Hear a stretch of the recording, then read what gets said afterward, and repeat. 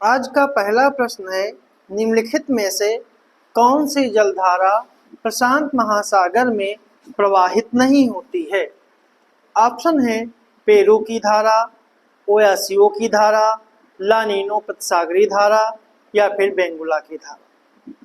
तो जो इसका सही जो आंसर है वो आपका है डी ऑप्शन, बेंगुला की धारा। क्योंकि प्रशांत महासागर इक्वाडोर से लेकर इंडोनेशिया तक लगभग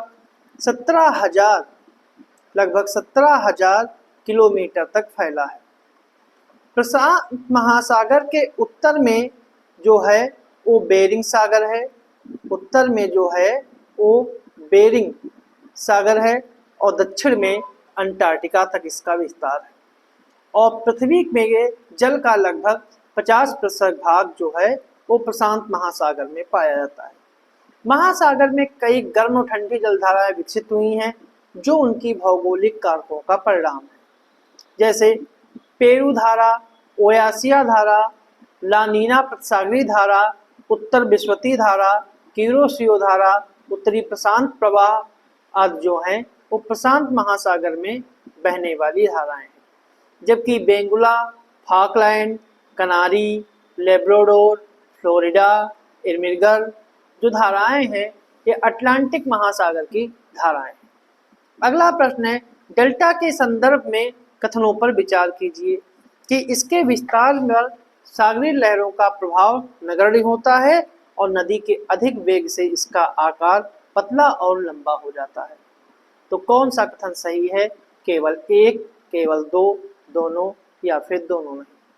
जो इसका सही जो आंसर है वो आपका है बी ऑप्शन, केवल दो। क्योंकि नदी के द्वारा ठीक है, दूसरा कथन सही है और पहला कथन जो है वो जो है गलत है। ठीक है, क्योंकि जिस सागर में नदी गिरती है वहां पर सागरीय लहरों का वेग कम होना चाहिए, अन्यथा वेगवती लहरें जो हैं निक्षेपित पदार्थ को काटकर अपने साथ बहा ले जाती हैं और डेल्टा का निर्माण नहीं हो पाता। इसलिए पहला कथन गलत है, क्योंकि डेल्टा के विस्तार पर सागरीय लहरों का प्रभाव नगण्य नहीं होता है, उन पर बहुत अधिक प्रवाह होता है। मुहाने के पास नदी का वेग अत्यंत मंद होना चाहिए ताकि समस्त पदार्थ मुहाने के पास ही जमा होकर एक अच्छे डेल्टा का निर्माण कर सके। अगला प्रश्न है, सूची 1 और सूची 2 को सुमेलित करना है। मछली के ग्रहण क्षेत्र, उनकी स्थिति, जैसे Dogger Bank, Reed Bank, Great Fisher Bank और ग्रैंड बैंक। तो इसको जो है कौन सा, किस देश में या स्थान कौन सा है? तो इसका सही जो पहला जो है वो है डागर बैंक जो है वो उत्तरी सागर का हिस्सा है। रीड बैंक जो है वो दक्षिणी चीन सागर का हिस्सा है। ग्रेट फिशर बैंक जो है वो डेनमार्क का हिस्सा है और ग्रैंड बैंक जो है वो न्यूफाउंडलैंड के आसपास पड़ता है। ठीक है, तो इसका सही जो आंसर है वो आपका है सी ऑप्शन। अब सी ऑप्शन इसका सही है। अगर हम डागर बैंक की बात करें तो डागर बैंक उत्तरी सागर का सबसे बड़ा सैंड बैंक है और यह बैंक ब्रिटेन, नीदरलैंड, जर्मनी और डेनमार्क की सीमाओं को पार करता है। यूके में क्षेत्र में इस बैंक की गहराई जो है वो 16 मीटर तक है। अगर रीड बैंक की बात करें तो रीड बैंक दक्षिण चीन सागर में है और यह 8,866 वर्ग किलोमीटर का क्षेत्र इसमें शामिल है। अगर ग्रेट फिशर बैंक की बात करें तो ग्रेट फिशर बैंक डेनमार्क के पश्चिमी तट पर स्थित है और ग्रैंड बैंक जो है यह उत्तरी अमेरिका के पूर्वी तट पर तथा अटलांटिक महासागर के पश्चिमी तट पर स्थित है, जो कनाडा के न्यूफाउंडलैंड के द्वीप के दक्षिण पूर्व में स्थित है। ठीक है, इस क्षेत्र में दक्षिण की ओर से आने वाली गल्फ स्ट्रीम की गर्म धारा लेब्राडोर की ठंडी धारा से मिलती है, जिससे मछली उत्पादन की एक आदर्श स्थिति उत्पन्न होती है। अगला प्रश्न है, 38वीं समांतर रेखा निम्नलिखित में से किन देशों की सीमा निर्धारित करती है? तुर्की, सीरिया, संयुक्त राज्य अमेरिका और मैक्सिको, जर्मनी और पोलैंड, उत्तरी कोरिया और दक्षिणी कोरिया। तो कौन सा इसका सही है? इसका सही जो आंसर है वो आपका है डी ऑप्शन, उत्तरी कोरिया और दक्षिणी कोरिया। 38वीं समांतर रेखाएं उत्तरी कोरिया और दक्षिणी कोरिया को विभाजित करती है, जबकि 17वीं समांतर रेखा जो है यह उत्तरी वियतनाम और दक्षिणी वियतनाम को अलग करती है। अगर वह 20वीं समांतर रेखा जो है वो सूडान और लीबिया को अलग करती है। अगर 22वीं समांतर रेखा की बात करें तो सूडान और मिस्र को अलग करती है। अगर 24वीं समांतर रेखा की बात करें तो 24वीं समांतर रेखा भारत पाकिस्तान के बीच सीमांकन का दावा करती है, लेकिन भारत द्वारा इसे मान्यता नहीं दी गई। और अगर 31वीं समांतर रेखा की बात करें तो यह उत्तरी कैरोलिना और जॉर्जिया राज्य और टेनेसी और जॉर्जिया राज्य के बीच सीमा निर्धारित करती है। और 49वीं समांतर रेखा जो है वो अमेरिका और कनाडा के बीच सीमा निर्धारित करती है। अगला प्रश्न है, सागरीय लवणता के संदर्भ में निम्नलिखित कथनों पर विचार करें कि अधिक लवणता युक्त सागर देरी से जमता है और ध्रुवों के चतुर्दिक क्षेत्रों में अत्यधिक लवणता क्षेत्र पाए जाते हैं। तो कौन सा सही है? केवल एक, केवल दो, दोनों या फिर दोनों नहीं? तो जो इसका सही जो आंसर है वो आपका है ए ऑप्शन, केवल एक। ठीक है, पहला सही है और दूसरा जो है गलत है। दूसरा जो है वह गलत इसलिए है कि भूमध्य रेखा से ध्रुवों की ओर जाने पर सामान्य रूप में लवणता में कमी आती है। तो अधिक लवणता जो है ये गलत है, इसीलिए दूसरा कथन जो गलत है, इसलिए पहला ऑप्शन जो है वो सही है। अगला प्रश्न है, निम्नलिखित में कौन से कारक पृथ्वी पर दिन और रात के घटित होने के लिए उत्तरदायी हैं? पृथ्वी का परिक्रमण, पृथ्वी का अक्षीय झुकाव, पृथ्वी का परिभ्रमण और पृथ्वी पर उपस्थित वायुमंडल। तो जो इसका सही जो आंसर है वो आपका है सी ऑप्शन, पृथ्वी का परिभ्रमण। मतलब सी ऑप्शन इसका जो है वो सही है। अगला प्रश्न है, निम्नलिखित युग्मों में कौन सा सुमेलित नहीं है? मंगल, बृहस्पति, शनि और अरुण। तो कौन सा जो है वो सही सुमेलित नहीं है? तो इसका सही जो आंसर है वो आपका है, सही आंसर जो है वो आपका है डी ऑप्शन, अरुण। अब अगर बात करें कि कौन सा ग्रह उपग्रह के बारे में, तो प्रत्येक ग्रह एक निश्चित पथ पर सूर्य की परिक्रमा करता है और इसी पथ को कक्षा कहते हैं। किसी ग्रह के द्वारा सूर्य की एक परिक्रमा पूरी करने में लगे समय को उस ग्रह का परिक्रमण काल कहते हैं और ग्रहों की सूर्य से दूरी बढ़ने पर उनके परिक्रमण काल में भी वृद्धि हो जाती है। मंगल ग्रह हल्का रक्ताभ प्रतीत होता है, इसलिए इसको लाल ग्रह भी कहते हैं। इसके दो प्राकृतिक उपग्रह हैं, वो हैं फोबोस और डीमोस। इसके जो प्राकृतिक उपग्रह हैं उनके नाम है फेबोस और डीमोस। बृहस्पति के उपग्रहों में गैनीमीड, कैलिस्टो, आयो और यूरोपा जैसे उपग्रहों का नाम आता है। और इस बृहस्पति की खोज जो है वो 1610 में गैलीलियो ने इसकी खोज की थी। टाइटन की बात करें तो टाइटन शनि का सबसे बड़ा उपग्रह है और सौर मंडल का दूसरे सबसे बड़ा प्राकृतिक उपग्रह है। और टाइटन घने वातावरण वाला एकमात्र उपग्रह है और पृथ्वी के अलावा अंतरिक्ष में एकमात्र ज्ञात वस्तु है जिसकी सतह पर तरल पदार्थों के स्थिर निकाय पाए गए हैं। फोबे जो है वो शनि का उपग्रह है। टाइटन भी उपग्रह है और फोबे भी है। ठीक है, अरुण और वरुण सौर परिवार के सबसे बाहरी ग्रह हैं। इन्हें केवल दूरदर्शी की सहायता से ही देखा जा सकता है। शुक्र की भांति ही अरुण भी पूर्व से पश्चिम की दिशा में गति करता है और इसके कुल मिला के 27 उपग्रह हैं। इसलिए सही आंसर जो है वो डी ऑप्शन है कि अरुण का उपग्रह फोबे नहीं है, फोबे जो है वो शनि का उपग्रह है। अगला प्रश्न है, निम्नलिखित कथनों में कौन सा सही है? निम्नलिखित कथनों में कौन सा कथन जो है वो सही है? कि पहला है सभी अक्षांश रेखाओं की लंबाई समान है। दूसरा है देशांतर रेखाओं की लंबाई प्रधान मध्याह्न रेखा के पूर्व में अधिक होती है। तीसरा है ध्रुवों की ओर जाने पर अक्षांश रेखाओं के मध्य की दूरी में वृद्धि होती है और देशांतर रेखाओं के मध्य की दूरी ध्रुवों की ओर जाने पर कम होती है। तो कौन सा कथन जो है वो सही है? तो इसका सही जो आंसर है वो आपका है डी ऑप्शन, कि अक्षांश रेखाओं के मध्य की दूरी ध्रुवों की जाने पर कम होने लगती है। क्योंकि अगर मान लें कि ये पृथ्वी है और ये विषुवत रेखा है तो और ये नॉर्थ पोल है और साउथ पोल है, तो जैसे जैसे ध्रुवों की ओर हम जाएंगे वैसे वैसे अक्षांश रेखाओं की दूरी जो है कम होगी। ठीक है, इसलिए डी ऑप्शन जो है सही है। अगला प्रश्न है, 49वीं समांतर रेखा निम्नलिखित में से किन देशों के मध्य? जर्मनी, पोलैंड, उत्तरी कोरिया और दक्षिणी कोरिया, संयुक्त राज्य अमेरिका और मैक्सिको, संयुक्त राज्य अमेरिका और कनाडा। तो इसका कौन सा जो है सही है कि 49वीं समांतर रेखा जो है वो किन दो देशों के बीच है?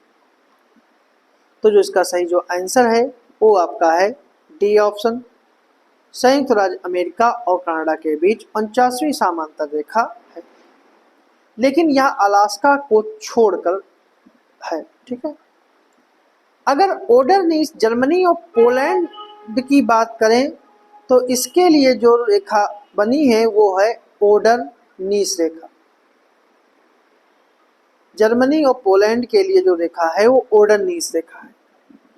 उत्तरी कोरिया और दक्षिणी कोरिया के बीच जो रेखा है वो है 38वीं समांतर रेखा। और अगर बात की जाए अमेरिका और मैक्सिको के बीच जो सीमा रेखा है वो रियो ग्रांडे नदी बनाती है। और ठीक है, अगर 22वीं समांतर रेखा की बात करें तो सूडान और मिस्र के बीच है। और 17वीं समांतर रेखा जो है वियतनाम, उत्तरी वियतनाम और दक्षिणी वियतनाम के बीच है। इसलिए सही आंसर जो है वो डी ऑप्शन। अगला प्रश्न है, निम्नलिखित में से कौन से पच्छाव मेघ की विशेषता नहीं है? कौन से पच्छाव मेघ की विशेषता नहीं है? सर्वाधिक ऊंचाई पर अवस्थित, सफेद रेशमी समांतर रेखाओं में विस्तृत, विपरीत स्वभाव वाली वायुराशियों के मिलने से निर्मित और चक्रवात के आगमन के सूचक। तो कौन सा सही नहीं है? तो सही आंसर है सी ऑप्शन। ठीक है, क्योंकि पच्छाव मेघ जो है, पच्छाव मेघ है जो इनका निर्माण 8000 से 12000 मीटर की ऊंचाई पर होता है। ये हिमकणों से मिलकर बनते हैं, वे हल्के धब्बों के रूप में होते हैं। ये देखने में रेशेदार और पंख के समान होते हैं और ये हमेशा सफेद रंग के होते हैं और चक्रवात आगमन के क्रम में सबसे पहले दिखाई देते हैं, इसीलिए इन्हें चक्रवात के आगमन का सूचक कहा जाता है। अगला प्रश्न है, निम्नलिखित में से कौन भ्रंशोथ पर्वत है? ब्लैक फॉरेस्ट, सीरा नेवादा, एटलस और अरावली। तो इसका सही जो आंसर है कोड के चयनित करना है, 1 और 2, 2 3 4, 1 2 3 3 4 या फिर 1 2 3 4।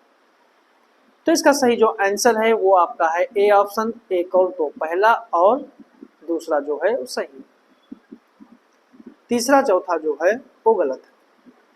क्योंकि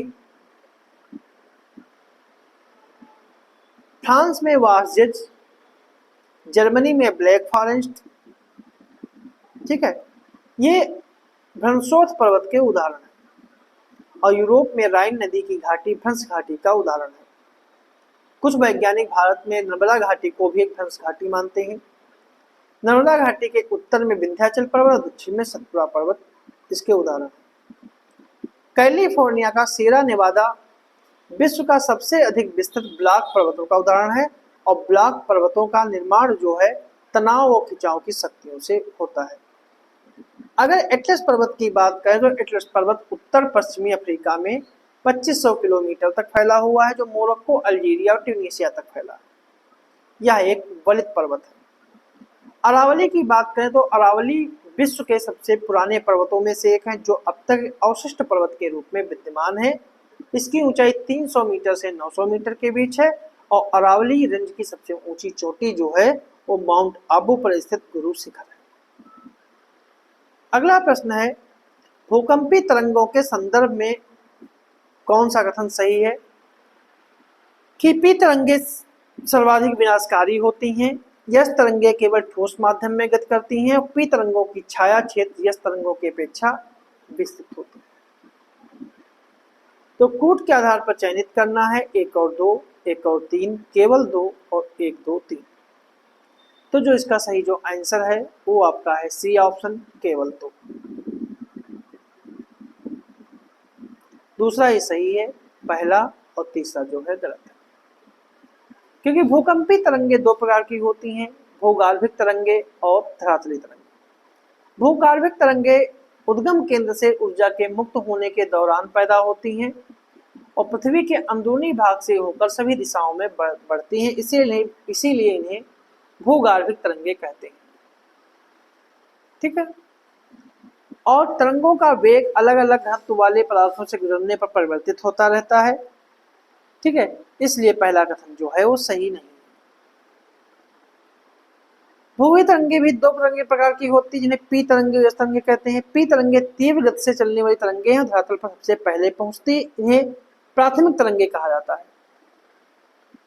पी तरंगे ध्वनि तरंगों जैसी होती है, गैस, तरल और ठोस तीनों से गुजर सकती है। ठीक है। यस तरंगे जो है धरातल पर कुछ समय बाद पहुंचती हैं, ये द्वितीय तरंगे कहलाती हैं। यस तरंगे केवल ठोस माध्यम से ही गति कर सकती हैं और परावर्तन से तरंगे प्रतिध्वनि होकर वापस लौट आती हैं, जबकि आवर्तन से तरंगे कई दिशाओं में चलती हैं, अतः दूसरा कथन जो है वो सही है। फिर तीसरा जो है पी तरंगों का छाया क्षेत्र यस तरंगों की अपेक्षा अधिक विस्तृत होता है। ठीक है,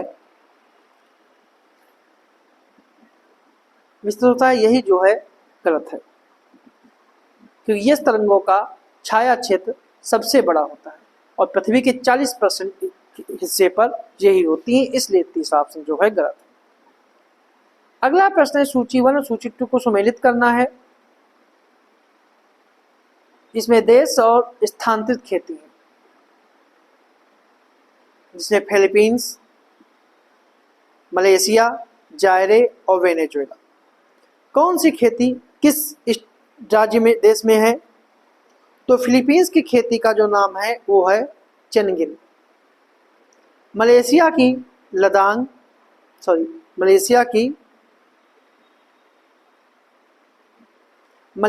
लदांग, जायरे की मसोले और वेनेजुएला की कोनको। सही आंसर जो है वो ए ऑप्शन। जिसे ब्राजील में रोका कहते हैं, जायरे और मध्य अफ्रीका में मसोले कहते हैं। ठीक है। अगला प्रश्न है, यदि वायु के तापमान में वृद्धि होती है तो उसकी सापेक्ष आर्द्रता निम्नलिखित में से किस प्रकार प्रभावित होगी? सापेक्ष आर्द्रता में वृद्धि होगी, सापेक्ष आर्द्रता में कमी होगी, सापेक्ष आर्द्रता अपरिवर्तित रहेगी या सापेक्ष आर्द्रता पहले बढ़ेगी फिर धीरे धीरे कम होगी। तो इसका सही आंसर जो है वो बी ऑप्शन, की आर्द्रता में कमी होगी। अगला प्रश्न है, निम्नलिखित में से कौन सा मानव प्रवास को प्रभावित करने वाला प्रतिकर्ष कारक है? प्राकृतिक आपदा, शांति में स्थायित्व, जीवन एवं संपत्ति की सुरक्षा या फिर अनुकूल जलवायु। तो जो इसका सही जो आंसर है वो आपका है ए ऑप्शन, प्राकृतिक आपदा। अगला प्रश्न है, निम्नलिखित झीलों को उनकी स्थिति के अनुसार पश्चिम से पूर्व की ओर व्यवस्थित कीजिए। इरी, मिशिगन, ओंटारियो और ह्यूरन।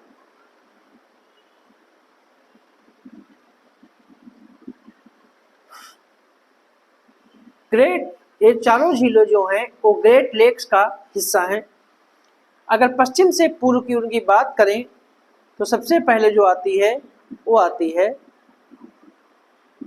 सुपीरियर।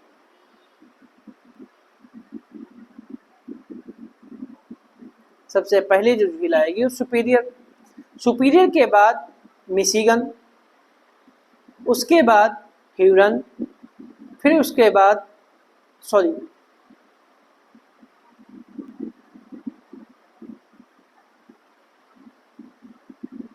सबसे पहले मिशिगन, फिर उसके बाद आएगी मिशिगन, फिर उसके बाद आएगी ह्यूरन, फिर उसके बाद आएगी इरी और फिर उसके बाद आएगी ओंटारियो।